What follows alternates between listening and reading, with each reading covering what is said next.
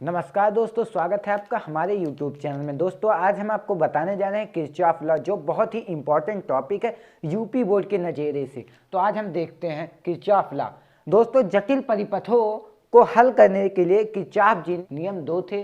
पहला नियम हमारा था किरचॉफ का प्रथम नियम, जिसे दोस्तों हम संधि का नियम भी कहते हैं या धारा का नियम भी कहते हैं। इसको दोस्तों हम देखेंगे प्रैक्टिकली क्वेश्चन लगाकर, देखते हैं किस प्रकार होता है। दोस्तों मान लीजिए यहाँ से कोई धारा प्रवाहित हो रही है और एक धारा यहाँ से प्रवाहित हो, यहाँ पे संधि है और फिर यहीं से धारा निकल रही है। यहाँ से जाने वाली धारा मान लीजिए 5 एम्पियर है, यहाँ से जाने वाली धारा 3 एम्पियर है, 3 एम्पियर। ठीक दोस्तों, यहाँ से जो धारा निकलती है 6 एम्पियर है। कितनी दोस्तों? 6 एम्पियर। तो यहाँ से जो धारा निकलेगी वो कितने एम्पियर होगी, मतलब धारा बराबर कितना होगा। तो आपको हम बता दें 5 + 3 = यहाँ पे जो धारा निकलती है उसका योग। तो कितनी धारा निकली? 6 + I। ठीक, अगर हम इसको हल करेंगे तो ये दोस्तों 3 है, 5 और 3 हमारा 8 हो गया। ठीक, बराबर 6 + I। ठीक दोस्तों, अब यहाँ पे ये घट जाएगा तो I बराबर हमारा दोस्तों आ जाएगा 2। यहाँ पे जो हमारा आ गया I बराबर 2। दोस्तों अगर इस तरह ना समझ में आए तो एक आसानी से हम एक ट्रिक बताने वाले हैं आपको। आप पहले मानिए ये संधि है, ये एक संधि है। संधि किसे कहते हैं? जब दो धारा किसी बिंदु पर मिलते हैं तो उसे संधि कहते हैं, इंग्लिश में उसे जंक्शन कहते हैं, जंक्शन। ठीक दोस्तों, अब इसको हम देखते हैं अच्छे से किस प्रकार। मान लीजिए दोस्तों ये पाइप है, आपके 2 पाइप है।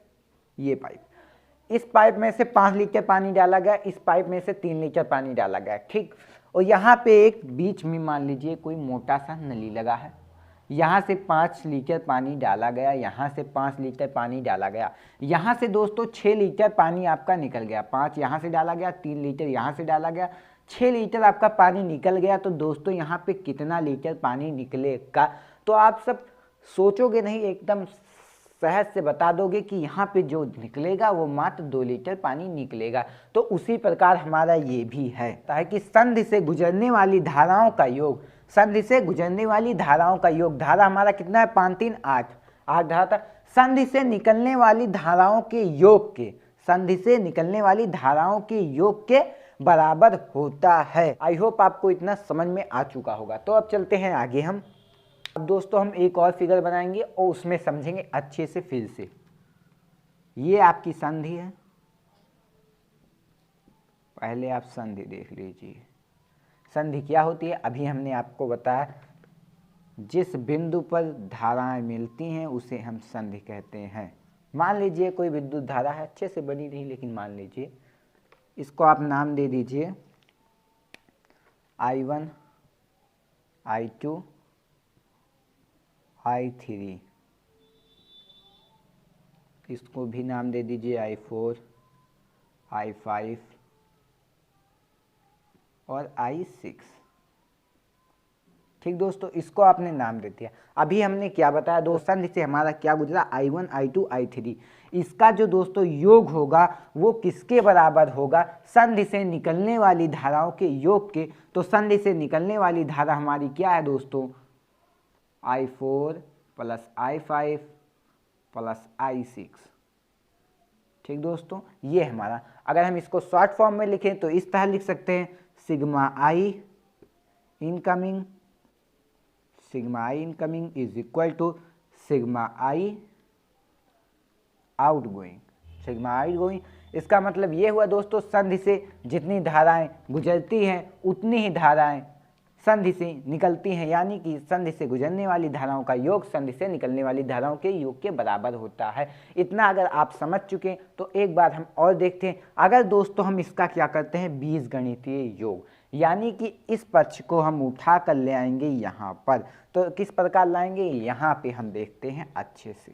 I1 + I2 + I3 ये हम उठा के यहाँ पे जब कर देते हैं तो ये हमारा हो जाएगा -I4, यहाँ पे I3, I4 -I5 -I6 बराबर 0। तो इससे हमें क्या मिलता है दोस्तों, संधि पर मिलने वाली धाराओं का योग, जो इस संधि पर मिलती है उन धाराओं का योग शून्य होता है, या कह सकते हैं इससे हमें पता चलता है संधि पर मिलने वाली विद्युत धाराओं का योग शून्य होता है। तो अब हम इसकी लिखते हैं परिभाषा और एक बार फिर से समझते हैं।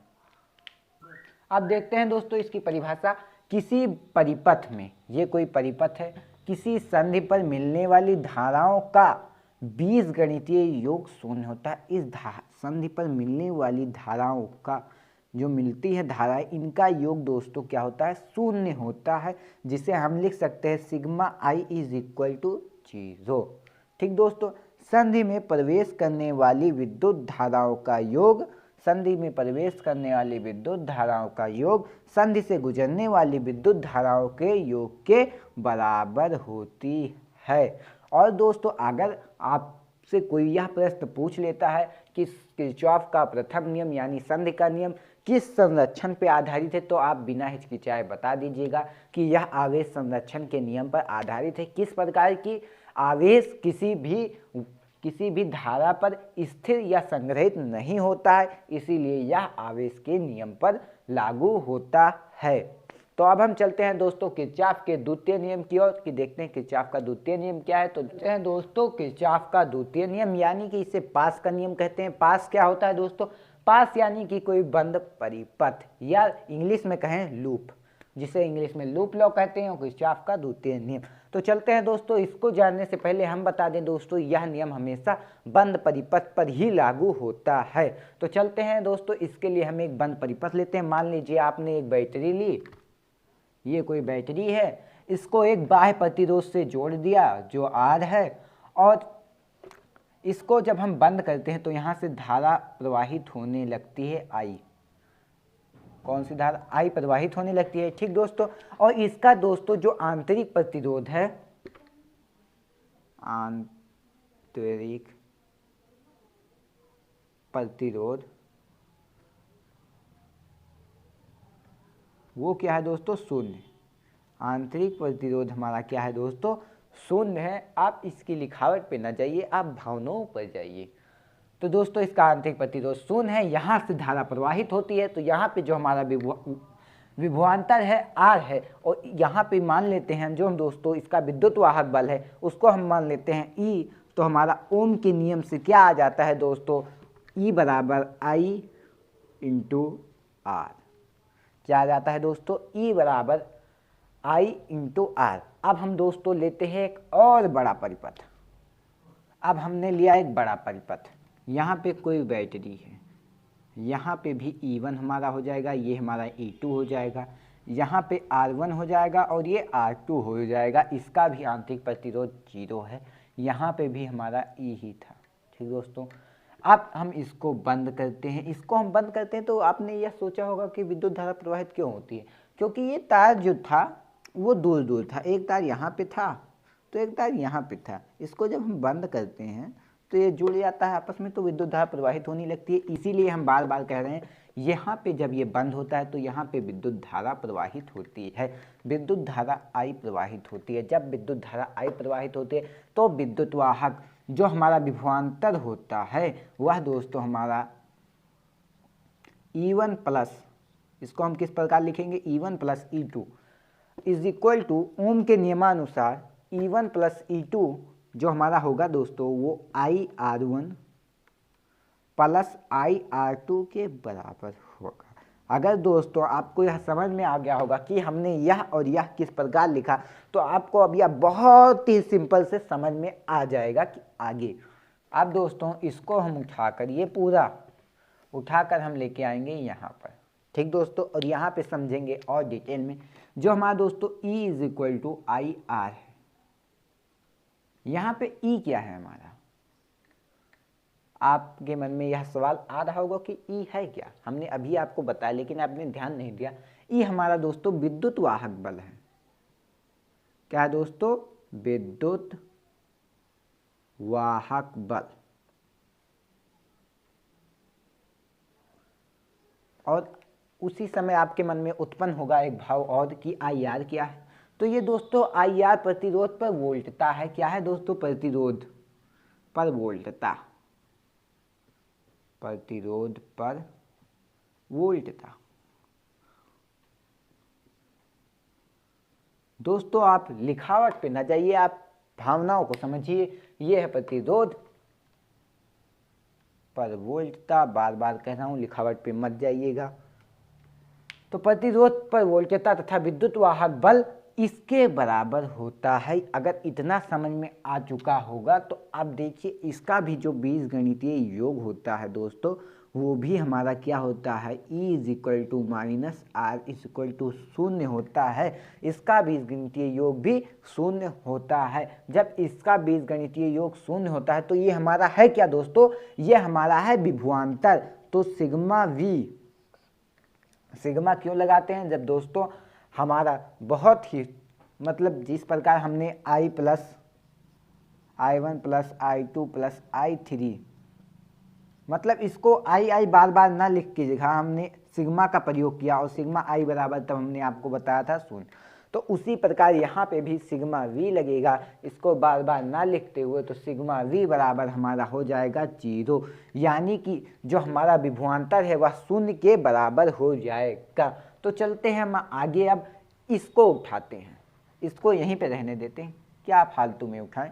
तो यहाँ पे भी हमारा वही उसी प्रकार होगा E1 + E2 - IR1 + IR2 = 0। इसका भी बीजगणितीय योग 0 होता है दोस्तों। आधा अगर यहाँ से आपको समझ में आ गया होगा तो आधा अभी और समझ में आ जाएगा जब हम परिभाषा लगाएंगे। दोस्तों वीडियो स्किप ना करिएगा और ध्यान से देखिएगा। प्रतिरोधकों तथा सेलों से युक्त, प्रतिरोधकों तथा सेलों से युक्त किसी बंद लूप में वोल्टताओं का बीजगणितीय योग, किसी बंद लूप में या किसी बंद परिपथ में वोल्टताओं का बीजगणितीय योग 0 होता है, जो हमने आपको बताया। एक तो ये हो गया, और एक प्रकार से इस किरचॉफ का द्वितीय नियम और है जो पेपर में तथा विद्या एग्जाम टाइम आदि में उसी प्रकार लिखा जाता है, तो हम उसको भी देख लेते हैं। दोस्तों अब इसकी परिभाषा एक बार फिर से देख लेते हैं। किसी बंद लूप में प्रतिरोधकों पर वोल्टताओं, किसी बंद लूप में प्रतिरोधकों पर वोल्टताओं, सॉरी ये नहीं, ये प्रतिरोधकों पर वोल्टताओं का बीजगणितीय योग का योग उस लूप में स्थित सेलों के विद्युत वाहक बल, सेलों के विद्युत वाहक बल के बीजगणितीय योग के समान होता है या बराबर होता है, इन दोनों के बराबर होता है। यही मैं आपसे बार बार कहने की कोशिश कर रहा हूं, लेकिन शायद अब आपको समझ में आ चुका होगा। तो यह नियम कॉपी में अच्छे से उतार लीजिएगा। उसके बाद दोस्तों अगर आपसे यह कोई पूछ ले कि किरचॉफ का द्वितीय नियम किस संरक्षण पर आधारित है, तो आप बता दीजिएगा यह नियम ऊर्जा संरक्षण पर आधारित है। यह दोस्तों प्रश्न 1 नंबर का पूछ सकता है। दोस्तों हमने आपको दोस्तों किरचॉफ का दोनों नियम बता दिया है। अगर दोस्तों वीडियो अच्छा लगा हो तो लाइक, कमेंट एंड सब्सक्राइब जरूर करिएगा। Thanks for watching my video.